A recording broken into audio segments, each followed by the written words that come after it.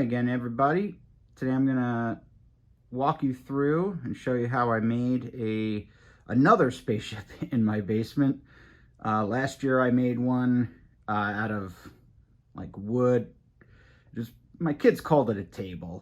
This year we added on to the spot and made another spaceship set. So last year was a cockpit. This year is a bedroom. And so here it is. This is with the lights turned on and everything working. Let me turn the lights on and I'll walk you around. The first thing here is the floor. This whole set is built out of foam. It's XPS, like insulation foam. So the floor is actually just painted with a very shiny black paint. Then we walk around here. These are just foam panels made, and the biggest takeaway I learned from making this thing is look at this craftsmanship. It's terrible.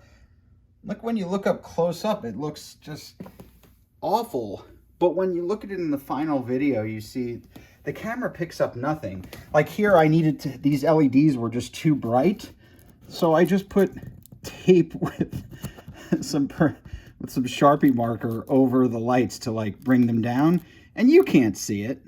And then to get the LEDs wired, just kind of drilled back here. And I'll show you the back in a little bit. And just poked some wires through. And these just go to a little battery terminal over here. And you can flick them on and off.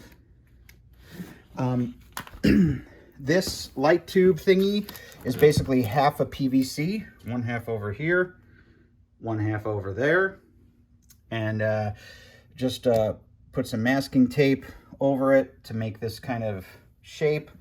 And then on the back, just taped LED lights to a piece of cardboard. Kind of made a little self-contained unit. And we made this free floating so that the floor could be slid underneath. Over here, same thing. These are just panels with LED wires hanging out the back. And again, just look at this craftsmanship. I mean, look at this, terrible.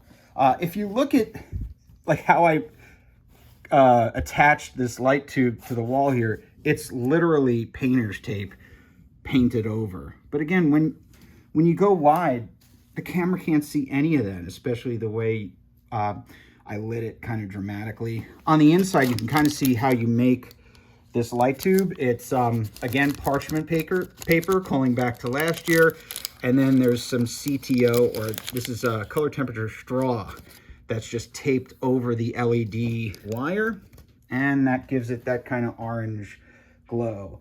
And did that on purpose. Orange out here, and then very cool white in here, so that there's some color temperature contrast.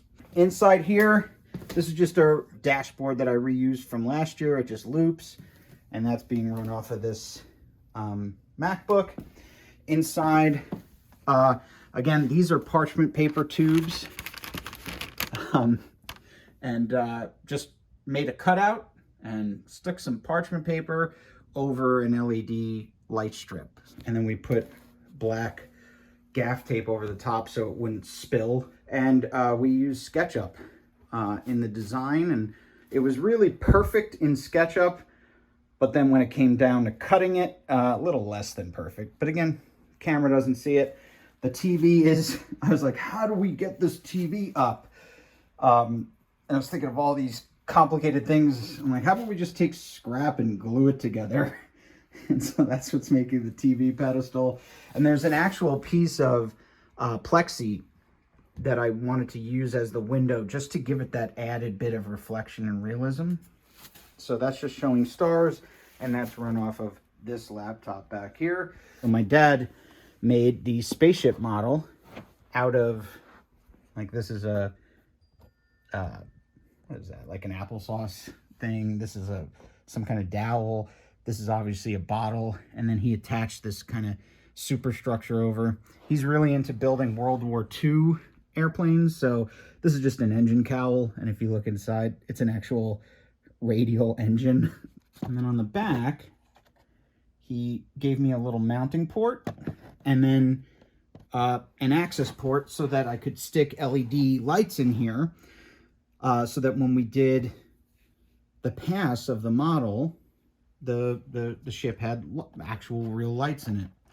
So we used an old technique that they did in Star Wars, and I'm more of a Trekkie, so in Star Trek, where they do multiple passes using motion control. And so the first pass is always a matte pass. It's just light everything flat, just so you can get the shape of the object you're filming, in this case a spaceship. And then you do a beauty pass where you light it right, how you want it to actually look. And then you do a light pass. And then since you're using motion control, since you're using a machine, theoretically all of the moves should be exactly the same. So you can actually paste them on top of each other and everything will match up and it'll look like one thing. Again, my biggest takeaway from this project so far has been how little things actually get picked up. What's funny is I see now the terrible spackle job here, but if you turn off the overhead lights, you can't see that at all. Well, the plan is to do 7 more of these over the next 7 years, so I'll see you in a year.